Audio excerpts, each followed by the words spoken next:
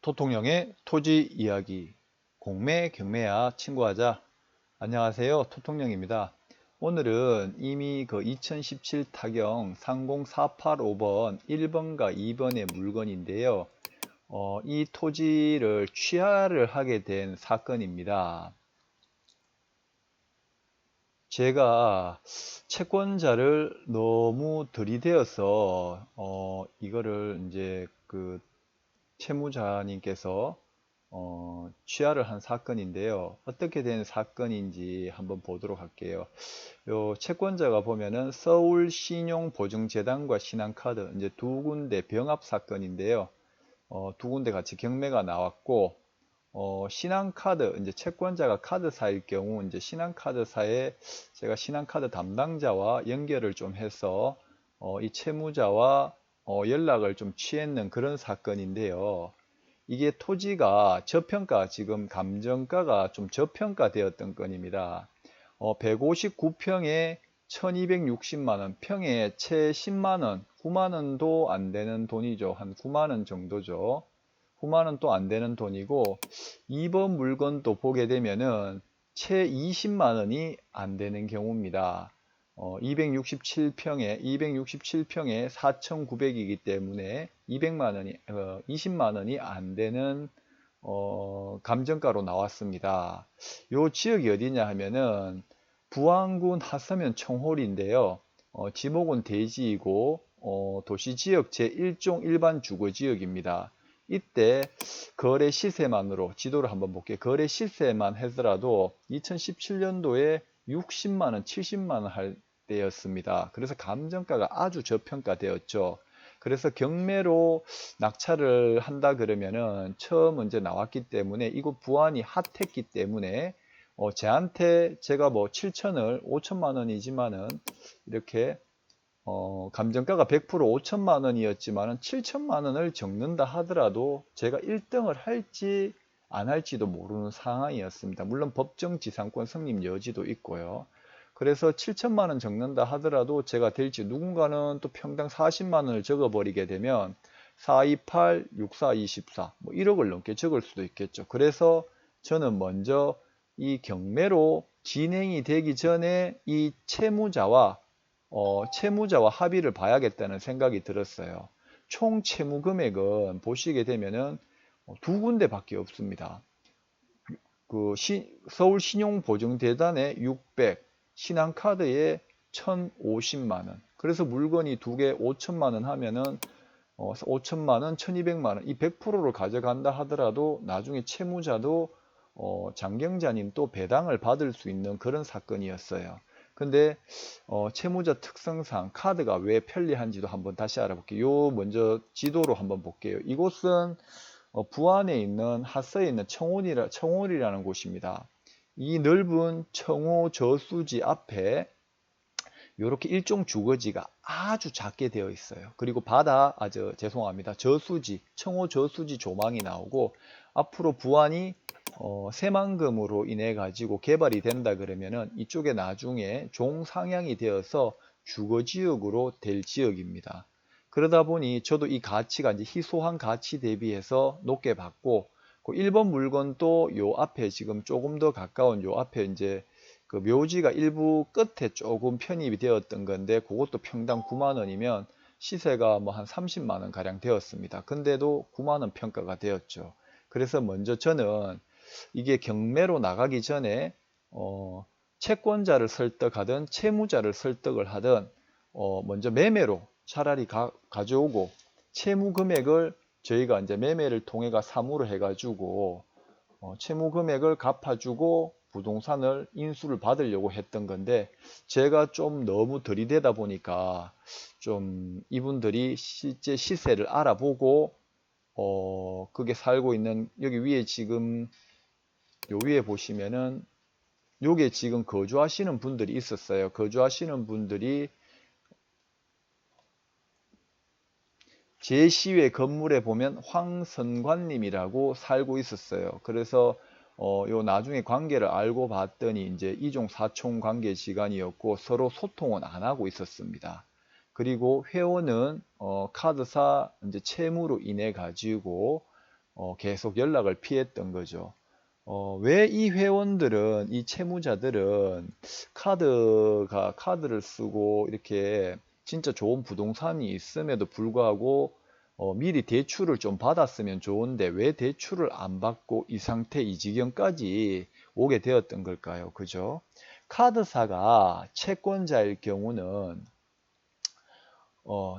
그 카드사의 일반 담보대출을 받으려면 일반인들이 대출 시 근로소득 원청 징수서라든지 이런 조건들이 이제 부대 조건들이 있습니다. 가처분 소득 대비 상환 능력을 보기 때문에 아무리 요즘은 좋은 담보 물건이 있더라도 은행에서는 부동산 담보 대출이 안 될 가능성이 큽니다. 직장이 없다 그러면은요. 그리고 기존에 담보 대출이 많다 그러면은 이쪽 담보가 괜찮다 하더라도 내 소득은 뭐 1억인데 나중에 빚을 갚고 나니까 내 그 뭐 생활할 자금도 없다. 그런다 그러면 8천만, 내 소득은 1억인데 부동산 담보 대출이 뭐 10억이다. 그러면은 또 중간에 또 담보가 있다 하더라도 이자를 갚을 능력이 안 된다고 보는 거죠. 그래서 대출 규제가 강화가 많이 되었던 거죠. 담보대출 그리고 특성상 여러 가지 이제 구비 서류로 인해 채무자들이 일반적으로 신용카드를 또 많이 사용하게 됩니다. 왜? 신용카드 특성상 전화 한 통이면 카드론 대출 오케이. 그 다음에 CD기에 카드를 넣게 되면 현금 지급이 바로바로 되고 가맹점에서는 편리하게 카드 하나로 끌고 버릴 수 있고 그 다음에 요새는 페이라 그래갖고 핸드폰 갖다 대어 버리면 결제가 되는 시스템이다 보니 신용카드의 높은 이자율에도 불구하고 편리함을 선호한다는 거죠. 특히나 이렇게 부동산 가치가 한 1억 가량 두 개 해갖고 1억 한 2천, 1억 3천만 원 되는 부동산들은 채무가 부동산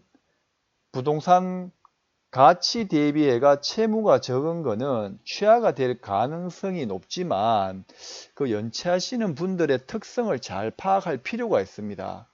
왜냐하면 몇백만 원을 연체하고도 이런 좋은 담보 있는데 왜 갚으면 되지라고 일반인들은 그렇게 생각해요. 근데 막상 연체를 하게 되면은 담보로 충분히 주위에 명의 신탁을 해서 대출을 받을 수 있으나 카드사에서 이제 채권 추심이라 그러죠. 매일같이 연락이 오는 채권 추심을 오게 되면 매일 와가 돈 언제 갚으실 겁니까? 이러다 보면 여기 노이로제가 걸리고 스트레스를 많이 받아요. 그래서 전화를 아예 피해버립니다.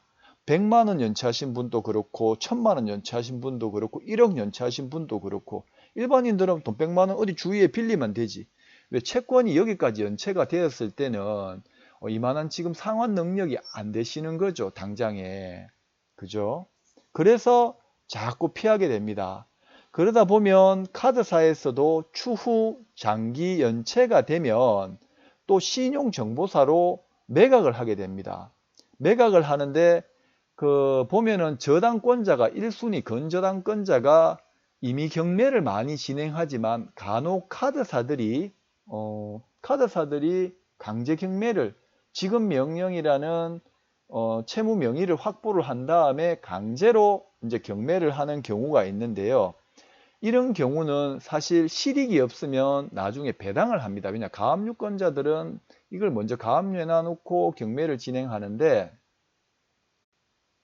배당을 받지. 왜냐하면 실익도 없는데 또 경매를 넣게 되면 그 비용, 실익이라는 거는 부동산의 가치가 5천만 원인데 총 채무가 1억이 넘는데 카드사가 가압류하면은 나중에 배당이 받을 게 없다는 거죠. 이런 카드사에서는 이런 물건들은 후순위자들이기 때문에 경매 신청을 안 합니다. 보통 이제 1순위 건저당권자들이 그 채권 자기가 이제 1순위로 다 회수가 되기 때문에 경매 신청을 하는 거지 후순위권자들은 실익이 없다고 판단되면은 경매를 안 합니다. 경매를 진행을 안 하고 배당을 이제 기다리는 거죠. 근데 이런 경우는 말 그대로 부동산 가치는 뭐 5천, 여기 지금 감정가대로 하면 5천과 1200이니까 충분히 다 가압류권자더라도 배당이 다 되게 되는 거죠.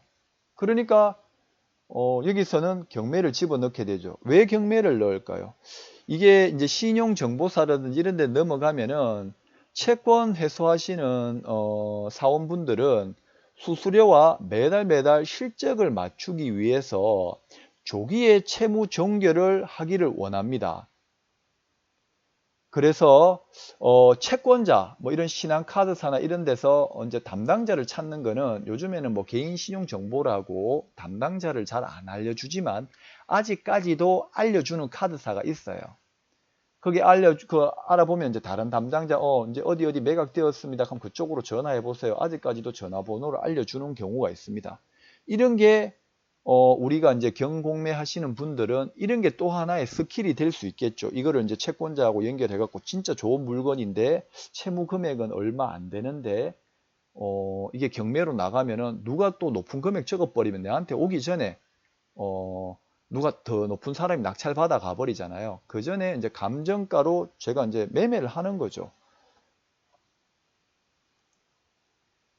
그리고 이제 두 번째로는 채무자, 채무자 이분을 이제 직접 찾아가는 거예요. 뭐 직접 찾아가는 방법인데 그래서 이런 경우 이런 진짜 경우는 물건은 부안군 하서에 있지만은 이 장경자님이라는 분은 경기도 쪽에 살고 계셨어요. 그래서 경기도 쪽에 계시는 경공매 하시는 분들은 이분 집에 직접 한번 가보는 거예요. 가갖고 이어 살기 때문에 부안의 현지 사정을 정확하게 모릅니다. 여기서 시세가 얼마인지도 모르고 아직까지 촌이라고 생각하고 그리고 또 이제 일을 하느라 이제 채무자들은 돈을 또 벌어야 또 우리가 일상생활에 먹고 살기 위해서 하기 때문에 이런데 정신이 없다 보니까 아침부터 저녁까지 나오고 없습니다. 그러다 보니까 이런데 뭐 부동산이 있어도 신경 쓸 여력도 없고 근데 어느 누군가가 나왔고 내가 네 부동산 사줄게 이래 보니까 경매에 나왔더라. 경매지 보여주고 보면 경매지가 1260이고 5000인데 이거를 한 두 개 해가지고 6300만 원 정도 되니 내가 한 8000만 원 주겠다 라고 하는 거예요. 그러면 채무자는 어차피 경매로 넘어가면 1차에 낙찰될 수도 있지만 보통 통상적으로 경매라고 인식을 하는 거는 유찰이 돼 갖고 저렴한 가격에 낙찰 받아 간다고 생각을 많이 하거든요. 그러면 오케이 사인이 떨어질 수 있어요. 이 채무자가. 그러면 매매를 해서 빨리 매매를 해가지고 채무 금액을 갚아주고 아니면 가압류를 우선 인수해가지고 나중에 후에 돈을 갚아줘도 되거든요.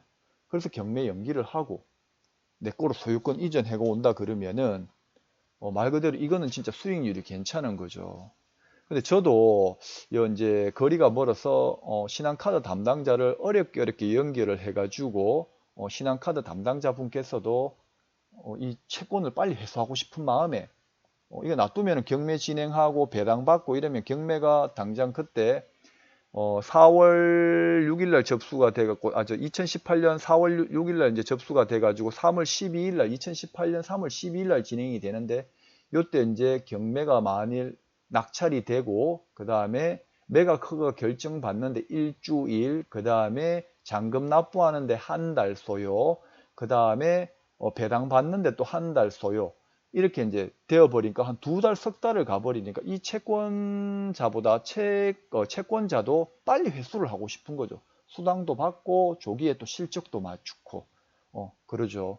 그러기 때문에 이분하고도 연결을 제가 했었는데 연결을 해갖고 한 번 더 경매로 하지 말고 내가 사줄게 라고 했더니 이 채권자가 채무자를 설득을 하기 시작했던 거예요. 설득을 하기 시작했던데 말 그대로 여기에 황성관 씨만 없었다면은 제가 매매로서도 충분히 갖고 올 수 있었던 건데 이제 이분들도 다만 고민했던 게 이종 사촌 형님이 그곳에 살고 계시는데 한번 물어보겠다 했는데 이종 사촌 형님은 여기 지금 황성관 님이라는 분은 여기 현재 거주를 하고 있었기 때문에 이 동네 시세를 알고 있었던 거죠. 알고 있어 가지고 어떻게 부랴부랴 돈을 구해 와가지고 이 채무를 다 소멸을 시켜버렸던 겁니다. 그래서 너무나도 아쉽게 제가 채권자하고 채무자를 거의 다 설득했지만은 마지막에 이 실제 임차하고 계시는 이존 사촌 형님 때문에 실제 금액을 알고 계셔가지고 취하가 됐던 사건입니다. 그래서 뭐 여기 채권자도 기분 좋았죠. 빨리 해결이 되었으니까. 그다음 수수료도 많이 받았을 거고. 그죠? 단지 저만 손해 봤던 거죠.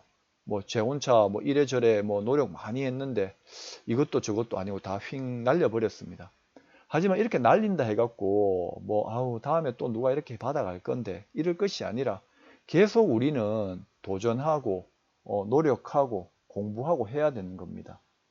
오늘의 뭐 하여튼 이런 게 있으니까 이웃님 블로그 이웃님들이나 공경매 하시는 분들도 이런 건이 있다 그러면은 아 낙찰 받아서 1등 해야지 뭐 100% 넘게 적어야지 하지 말고 경매로 채무 금액이 실제 그 부동산의 가치가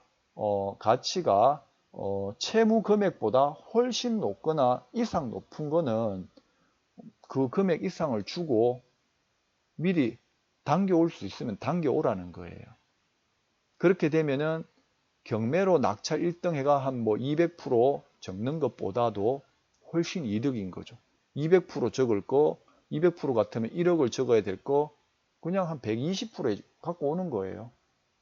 그러면은 나중에 이게 이제 미래 가치가 있는 부동산들은 추후 놔두면은 그 지금 현재 시세로도 1억이지만은 200% 적었기 때문에 1억이지만은 추후 놔두면 개축지가 상승할 곳은 이렇게 투자하는 것도 바람직하다는 거죠. 꼭 경공매로 이제 낙찰 받으려고 하지 말고 이렇게 어려운 사람의 이제 진짜 경매로 넘어갈 것을 좀 매매로 일반 보통 매매하시는 분들은 이 가치가 높다 하더라도 이렇게 가압류, 압류 이런 게 있다 그러면은 사실은 좀 꺼려해요. 근데 우리는 경공매를 공부하고 배우고 직접 낙찰도 받고 하시는 분들이잖아. 그죠? 그렇기 때문에 이런 게 있다 그러면은 버리는 게 아니라 적극 활용해 가지고 이분들을 채권자나 채무자를 직접 설득을 하자는 겁니다. 오늘의 토통령은 여기까지고요. 구독과 좋아요 많이 눌러주시면 블로그 포스팅보다 좀 더 빠른 영상을 제공받으실 수 있고 또한 구독과 좋아요가 제가 이렇게 글을 올리고 영상을 찍는데 많은 힘이 되고 도움이 되니 더 좋은 글을 올릴 수가 있습니다. 오늘의 토통령은 여기까지입니다. 들어주셔서 감사합니다.